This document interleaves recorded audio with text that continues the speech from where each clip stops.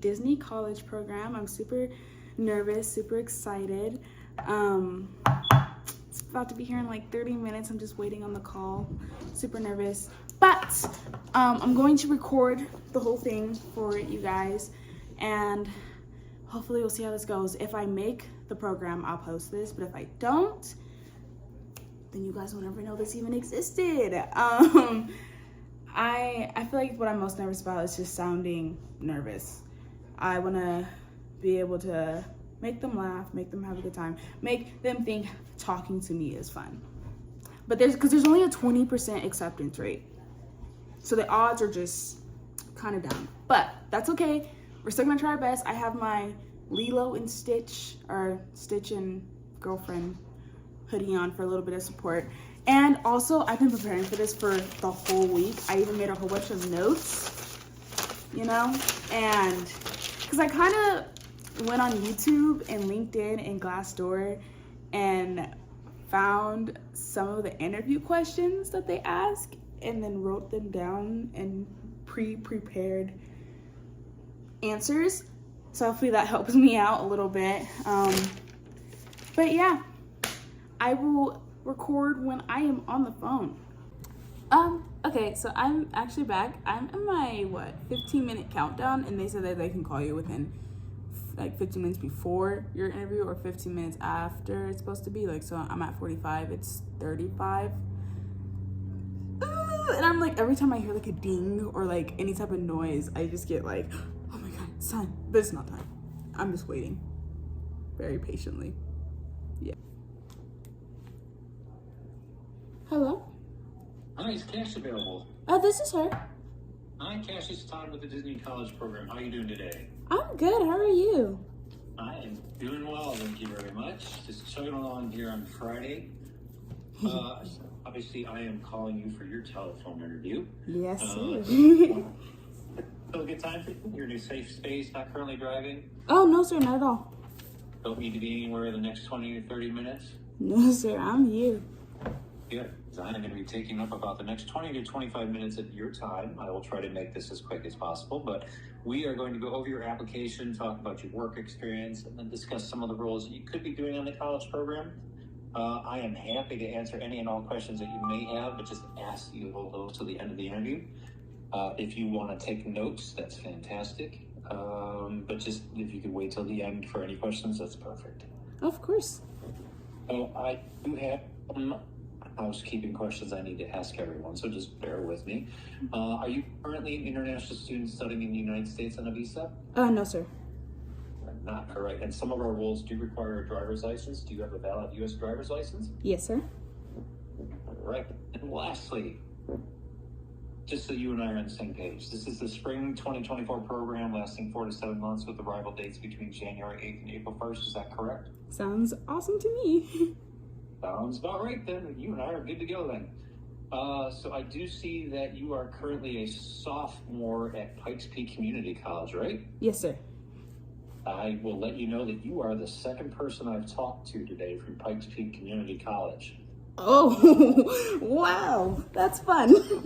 What are the chances? I know. The other individual grew up in Colorado Springs too. I have a feeling you guys might know each other, but I'm not allowed to exactly tell you names. But y'all grew up in the same city. I know Colorado Springs isn't necessarily small, but I'm sure you could tell me stories about the Air Force Academy and the jets flying overhead and everything. Oh, that's the best. Honestly, that's like my favorite part of the Air Force Academy. Yeah, it's pretty cool when you can meet somebody that can identify the difference between an F-14, 15, 16, and 18, you know? Yeah. I'm sure what happened to the F-17s. I've never heard of them. Sorry. So, anyway, I see you're studying biology. That's great. So what I'm hoping you can tell me is, why did you apply to the Disney College program, and how could that possibly help you with your career aspirations and or goals? Awesome. Okay. When I was younger, I never actually got to go to Disney. I'm the oldest of 13, so it never really was in our budget, but that never stopped me. I actually went to, YouTube and all that stuff, and I would look at like Disney, and I found the Disney Animal Kingdom. That's where like kind of my imagination went wild with all like the opportunities that Disney has to offer. So I did a little bit more research and I found the Disney College program. And, you know, I just love to be a part of a program where, you know, I can advance my career while like making friends in an inspirational environment. It would help me definitely, because if I did make it past the Disney College program, I would love to apply for Disney Animal Kingdom. And right now I'm in college for biology, but I'm also double majoring as a veterinary assistant. And hopefully there would be some roles there. If not, I love Pandora, so that would be really fun to work at. Awesome. So I'm gonna guess that your affinity for Disney started at a young age with some of the different animated films or you know, live action. No. Oh no, definitely. My favorite movie, surprisingly, is Ratatouille.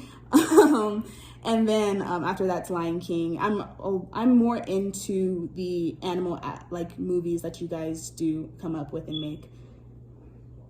I think it's easier as an individual to associate yourself with an animal versus an actual person, because it's a visual thing, right? So yes, definitely. Ratatouille just happens to be one of my favorites as well too, so that's interesting. But my first international experience came from working with Disney, and it was in Paris. So I always have this connection between Disney and Paris, and that movie was just everything in one. So that's amazing. About me. Okay, so we're going to start diving into some of the roles here, but just as a reminder, if you're extended an offer, it's to participate in the Disney College program. Your role would not be disclosed until closer to your arrival date, okay? So even though I've got your preferences in front of me here in your application, and we're going to discuss some of the roles today, can't make any guarantees as to where you would be placed if you do get an offer, okay? Okay, yeah, that's fine. We could basically place you anywhere we have a need for college program participants to work, even if we don't talk about that role today. So obviously with 20 roles and about 20 minutes to talk, I'm not going to be able to get into the details of every single one of them. So that is why I'm going to turn over the conversation to you. I want you to tell me where you see yourself in the college program. Tell me what you see yourself doing, and tell me what you think the top 3 roles could be for you. Okie dokie. So my first one is the PhotoPass photographer. I feel like that would be like perfect for me because on my free time I vlog. I'm a travel vlogger, so I, am in tune to capturing the moments on vacation. And then I feel like I could do the same for guests, capturing the memories. And we all know like the best part of the vacation is the memories. So I feel like I'd just be, I'd excel at that aspect. And then my second one is a character attendant. I do feel like I'd be good for that role because, I work with kids, I babysit from time to time, and I understand they can be very persistent. And there's certain ways that you have to, deal with them, especially when they're not your kids, It's like you have to like be able to give them, intel that, say they want to see sorry, let me just slow down. Sorry. Say they wanted to see Flynn Rider and, he had to go, we know he has to go take a break, but you never want to kill the magic for the kid. You never want to do that. So you kind of give kind of a in-scene reason why they need to leave. So I'd be like, Flynn Rider needs to make sure he looks good for Rapunzel, but he'll be right back, I promise. Kind of reassuring them, that he'll be back, but at this moment in time, he has to go. And then for the last role, I was actually wondering if there was a role that you think would suit me best based off my application, and if there's any anything I can add to that. Okay. Well, I always like to kind of start the conversation with, if you've been to Walt Disney World before, is that correct? I haven't been to Walt Disney. But you've done your homework, it sounds like. Yes, sir. Yes, sir. We've got 4 things, so let me back up. If you've never been to Walt Disney World, I think the size of it is going to blow you away, okay? So it is roughly twice the size of Manhattan, or the same size as the city of San Francisco. Oh, wow. 40. It has 4 full-scale theme parks on it. It has 28 resort hotels. It has Disney Springs, which is a entertainment, dining, and retail area. We have 2 water parks, and we have the ESPN Wide World of Sports, which is about 250 acres just in that alone. So these are all the locations you could possibly work at. Obviously, You are in Florida, so you are dealing with the weather conditions that exist in Florida, which could be extreme heat. Yeah. However, since on the spring, side of things, it tends to be a little bit cooler January, February, March, April, maybe the first half of May. The heat starts to build up in June, July, and definitely August. So as long as you understand the weather conditions and you're open to that, then almost any location is going to be possible for you. But that being said, I always like to ask individuals your preferences. So, and in particular, if you had a choice between working in the theme parks or in the resorts, where would you prefer to be? I prefer to be in the theme park. Yeah, but if there was a resort, if that's what you guys needed, I have no problem doing resort either. Okay, yeah, I always like to just kind of hone in on your preference, knowing that you could end up somewhere, but let's really focus on what you really want to do. So that's awesome. So, and then based on that, if you're in the parks, so obviously PhotoPass photographer, we do have a need for that. Character attendant, obviously there's character meet and greets happening everywhere. It could be in the restaurants as well too. So character attendant's very important. But other areas where we have high needs are quick service restaurants. There's interaction. They are high volume areas with a need to, basically provide stellar guest service, because these guests are kind of, bordering on hangry. And the reason that they're in quick service is because they need to be satisfied quickly. So, your ability to provide great guest service is fantastic. It is needed in that. And similar to merchandise too. So, those are the two that I would recommend that would give you the really breadth and scope of working with people, but having, great job responsibilities as well. The third one would be attractions, obviously. So, okay. Of those three, which one really kind of attracts you? Merchandise, quick service, or attractions? I think I attractions. Yeah, I like attractions. Okay. Let's go ahead and put you down for attractions then. So here's the thing. So let me talk to you a little bit about each of those roles, because I don't want to gloss over anything, right? So PhotoPass photographer, obviously you've had experience. I know a lot of bloggers will use different things. So the one thing that a PhotoPass photographer needs to be familiar with is a DSLR. Is that something you shoot with? So it's funny. I don't know the names of the cameras. So I have a Nikon, I have a Samsung, and then I have a camcorder. I don't know the actual, all that stuff, but I do know the type of cameras that I have, if that makes sense. So DSLR is it's like basically like a prosumer camera. You have the ability to change the lens on it. Oh yes, okay, definitely, yeah. I have that's on my Nikon that I have. So you would need to understand composition and lighting and framing and all that stuff. You'd also have to be receptive to holding and utilizing 10 to 15 pounds of camera equipment for 8 to 10 hours a day. So that is kind of the responsibility. You would be working outside the entire time. You might be working in water at the water parks with up to your knees, taking pictures of people at the water park. Is that something you'd be comfortable with? Yes, sir. Okay, so basically you're assisting guests in photographing their vacation memories. You explained that perfectly, right? It's operating digital technology, including digital single lens reflex cameras, which is the DSLRs I talked about, PDA and image fulfillment stations. Again, these are all things that you get training on. Obviously, we just talked bringing the camera equipment around. But sometimes you're going to need to approach the guests and engage in conversation, because they may be curious about what you do. They don't walk up and talk to you. So as somebody who's doing sales, you're going to have monthly goals. They're not necessarily sales related, but there will be productivity target goals that you'll need. And all of that would be explained to you. So you're doing suggestive selling. You're explaining the features and benefits of the PhotoPass product, how their photos live in the cloud, and they can go home and they're able to download those and manipulate them and put them into different things for, say Christmas gifts or things like that. You're also partnering with character performers and character attendants, so that was another role you were interested in. So it's good to know that you would partner with them, right? Yes, sir. And work in multiple locations, so potentially all 4 theme parks in any given week. So if you're somebody that wants to kind of experience everything, PhotoPass could provide that, right? Awesome, thank you. Obviously, anything and everything we do at Disney involves stellar guest service. I mean, our Disney cast members are often cited as a differentiator between a good vacation and a bad vacation.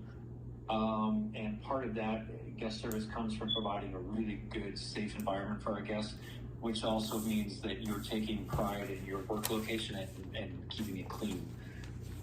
So that being said, I'm going to flip to a question real quick before I talk about the roles. Tell me a little bit about your approach to guest service and how you create safe and clean environments for your guests or your customers. So I work at an animal clinic. Can I give you an example about how, at the clinic at all? Is that okay? Okay, so I work at an animal clinic, and the dogs there, they're kind of rowdy and all that stuff. So it's important to be safe, like around them. So what I do, if they can get like a little bit aggressive or anything like that, you always take a caution and all that stuff, for your safety and, the dogs. And then also it's important that you always let, the client know as well what's going on. I feel like when it comes to safety, you have to pay attention to detail, and you have to always keep a positive attitude, because especially with just a guest, if there's like a hailstorm coming by, they're not going to want to listen to a cast member that's rushing everybody around and being rude about it. Keep a positive attitude and get everybody where they need to be, like, quickly. And also don't be afraid to like ask, your other cast members for help. Don't feel like you have to do it all on your own, because the number one goal is to keep everybody safe. And then also for cleanliness, again, working at the clinic, it's 70% of my job. So I'm really familiar when it comes to keeping things clean. While there, I learned that no matter how small or like how irrelevant you always think it is, it's very important. That's why there's a whole rule for it. And it's always to keep in mind that it's very important to keep the area that you work in and the area that your guests are in clean and safe. Yeah. Awesome. One other question I just want to ask you real quick. Do you have any food service experience? I know sometimes people don't put all their experiences on their resume, so.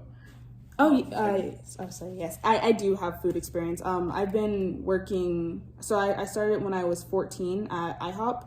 Did that for about 2 years, and then I went to Taco Bell for about a year, and then McDonald's for a year as well. I always laugh when I hear IHOP, because that's the first place I ever had coffee when I was in 8th grade. Really? It was not good after that. No. But IHOP, I blame you guys. So, yeah.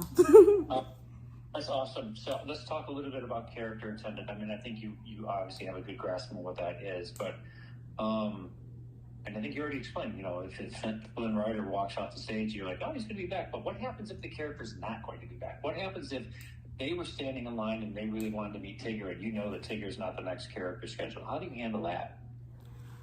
I think, honestly, I probably if it's a little kid, and he's really set on seeing Tigger, I feel like I try to give him other options, because I feel like nobody's there at Disney for just one character, for one person. And I feel like it's important to give the guest an option and give them other things they might be able to see. Of course, be kind about it and let them know, be like, hey, Tigger's kind of tired. But, who's coming out? Winnie the Pooh, we all love Winnie the Pooh, kind of make them excited about the next guest, and take their mind off of what, take their mind off of Tigger and kind of redirect it towards whatever we can provide. Don't focus on the negative, focus on the positive of the situation. Exactly. Yep, that's perfect. Okay, so a little bit about that role. You're obviously there to provide guests with information about show schedules, character locations, visitation times. So everything you were just talking about, sometimes it's like, hey, Tigger's no longer appearing here, but guess what? Tigger is in back, taking a little nap right now. He's in search of food, but he's going to pop up again over in this location around this time, right? Yes. Or note that he's part of some of the character breakfasts that we have at the resorts. You can basically say, hey, if you are staying on resort, just so you know that Tigger makes regular appearances at breakfast over at the Grand Floridian. So it's all good. You'll need to provide audience control, including handling challenging guest situations like we were just talking about. You'll need to ensure the safety of character performers. You will find sometimes that there are guests that like to antagonize some of our characters. Tigger's tail is often a target for kids to pull. Tigger's, and I'm picking on Tigger here, obviously, but anyway, you'd be part PhotoPass photographer, so look at that. They're kind of, it goes hand in hand. So you have to maintain show quality and character integrity. You know, you always, there's only one character. Tigger's never going to appear simultaneously somewhere else where people can see them, right? If they ask you, well, how can Mickey be here but also be in the parade? Well, you're like, well, that's why Mickey took a break, because Mickey has so many different roles that he needs, right? So it's just your ability to kind of keep the story rolling without divulging anything. Like, oh, well, there's 10 Mickeys all over the place. Yes, sir. Setting up, removing stanchions, ropes, and poles. The character performers are putting on their costumes, so that's a good thing for you to learn. You may have to retrieve and arrange strollers because those things get all over the place and they create unsafe conditions. So obviously maintaining cleanliness and working order again. So lastly, I want to just go through attractions, because attractions is heavily safety based, right? So as you can imagine, our attractions are the number one thing that guests are coming in addition to the characters. So our attractions have many different moving pieces and different roles. So if you're an attraction host, that experience could start outside the theme park. In our parking lots. So when you drive onto Disney property, all the lots they're paid, right? So you pay for parking. So you go through a toll gate, you pay the attendant there. They are part of the attraction team. The cast members that are out in the parking lot directing traffic, they're part of the attraction team. The cast member in the tram that's actually picking the guests up and driving them to the front of the park is also an attractions host. So that is a role you could play, where you have to spiel while you're driving a tram and bring people up to the front of the park. Now, of course, in the park, any of the rides, which we call attractions, are open game, right? So some of those attractions are a little bit more straightforward. You're just, hi, how are you? How many people in your party? Great, go over there. You get on the attraction, you go on, the attraction does all the talking. Some of the attractions require you to do all the talking. That would be like Jungle Cruise or Kilimanjaro Safari. If you haven't had a chance to do those, you've never experienced them, I would go on YouTube and look for those experiences and just watch some of those videos to understand how detailed that gets. If you're somebody that likes to perform in front of people, if you've done theater, if you're used to memorizing lines, the Kilimanjaro Safari attraction, for instance, is 60 pages of spiel. Just as you're moving through the savannah, you are seeing all these different animals that come from different areas of Africa, and that spiel includes all the fun facts about those animals. So you have to know 60 pages. You may only use 45 pages of it because some of the animals are really good at hiding some days. But then occasionally some of them decide to sleep on the track and you're no longer able to drive the vehicle and you stop. So your ability to improv, ad-lib things is very important at that point. So, but everything starts again with great guest service, whether that's out front of the attraction, welcoming them. You might have guests that approach you with small children that are not big enough for the attraction, or maybe they are big enough, but there's a potential for some of these kids to be on the spectrum where you need to be concerned about flashing lights, loud noises, dark rooms, and all these other things that would concern those individuals, right? So you need to know the attraction back and forth and be providing a safe environment for those families by recommending, yes, it's fine, or recommending, no, I wouldn't do this, or if you want to do it and do the ride and the child swap option, one parent can ride while the other one's with the child, and then that parent comes out, basically tags the other parent, that parent then goes on the ride while that parent watches the child. So that is almost like a genie or a lightning lane opportunity they have, because we understand once they get to the front of the attraction, you don't want to have to wait for the spouse or the other partner to go through the whole line again, right? So, yes. But you could end up actually being responsible for the computerization of the attraction, running the technology that sets the vehicle in motion or causes it to stop if there's an emergency. So that is what attractions is. Awesome. So, thank you for that. Yes, I'm talking volumes here, so hopefully that's something that still interests you. Based on any of those descriptions, does that change your interest in terms of order? I still have PhotoPass number 1, character attendant 2, and attractions 3. No, sir. I feel like that's definitely something I'd be interested in doing. Okay. And just, I just have to ask, I mean, any and all of the roles that are in here, I noticed that you have yes for quite a few of these, a few no's. But if you did find yourself working in some of the roles that you expressed low interest in, are you still capable of doing those? Would you still be okay with that? Oh yeah, definitely. As long as I'm at the program, enjoying just the entirety of it, I'm cool with whatever I have to do. Okay. Obviously, there's a high need in some of these different locations like custodial and quick service. And though I know you said you had low interest in them, they are very integral to the success of the day for the guest. And so, custodial can be a lot more fun than most people think it is, just because you're afforded that opportunity to wander throughout the park versus being assigned to a specific attraction in a specific location. But you're also very much a guest service host because you're out amongst the guests daily, and it's oftentimes you're the easiest person for them to get a hold of if they have any questions. So it really goes above and beyond just the cleaning aspect of it, although that's a huge part of it, because obviously our parks are very clean, and guess who's responsible for that? Everyone, but as a team. So that is awesome. So anyway, I had prattled on long enough here, but I just want to remind you again, if an offer is extended to you, it's to participate in the program.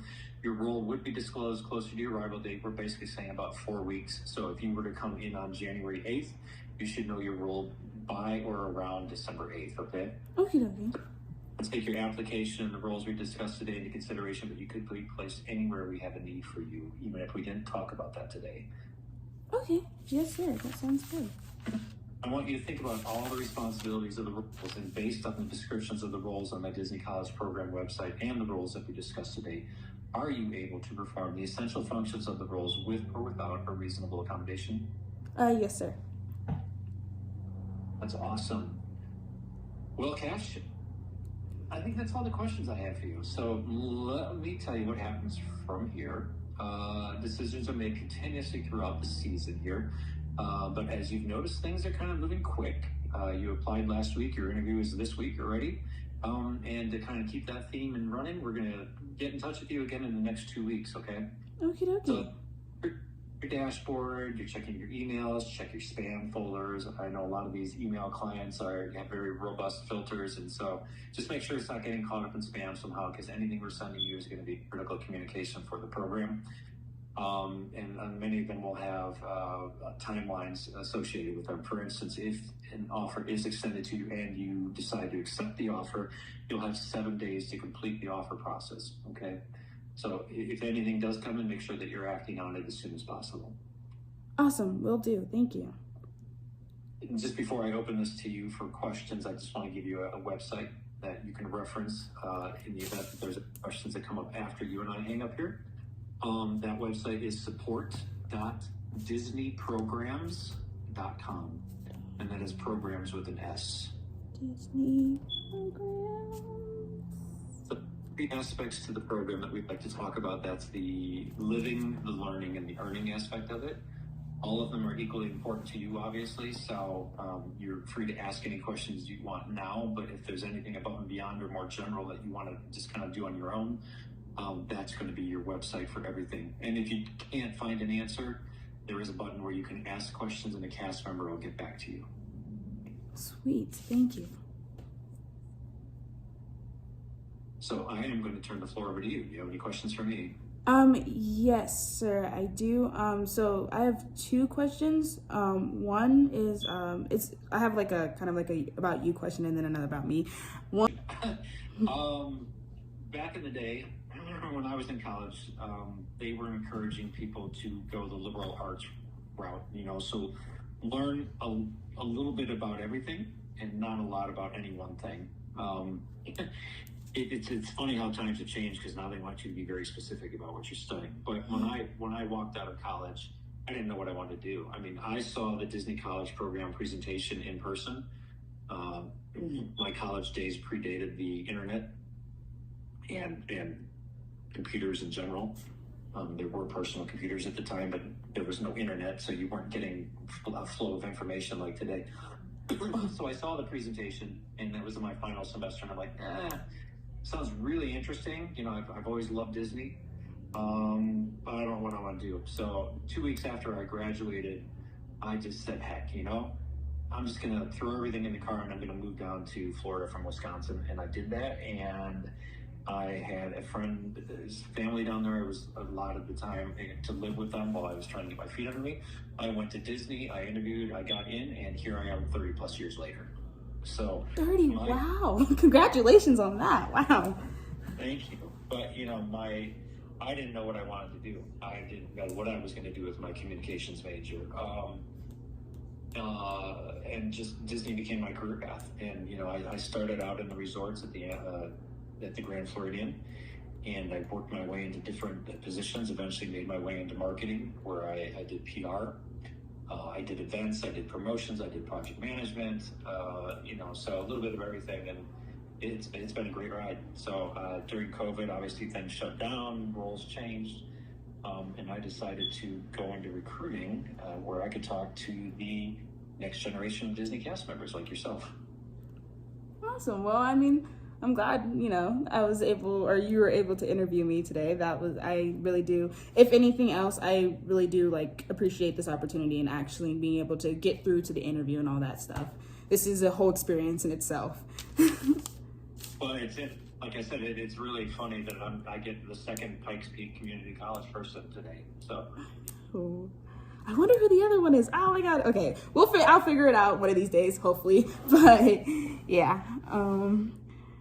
And then, I have one more question. Are there any reservations that you kind of obtained during this interview that kind of might be a potential holdback for me from this program, just so I can you know, elaborate on it or anything like that? Anything that you've said that would give me pause? Yes, sir. Okay. No. I think one of the best things you know, when you graduate or when you're looking to graduate or when you're looking to do anything prior to, you know, going out into the work world, I think your ability to be open to anything is key. I certainly, when I came to work for Disney, I walked into a trailer and I said, I'd like to work for you guys. And they're like, great. You know, and so they just, it's not like they're giving you a personality test, but because everything was in person, they're getting a sense of what your capabilities are, and then they put you in a role that they think matches your personality, right? So I think your flexibility of basically saying, look, I'm open to anything, because, you know, this is an adventure for me, right? This is a growing opportunity for me. So I think having an open mind, because I've actually gone through some of these forums where they've had no for every single thing except for one role, and you're limiting yourself, your chances by basically saying, I'm only wanting to do this, right? So I think there comes a time in your career, once you've got experience and you know exactly what you want to do, where you can be more specific, but being very open-minded even before you've started your career is awesome. Sweet. Well, thank you. Again, thank you, Todd, for this opportunity. That's all I really have. Yeah.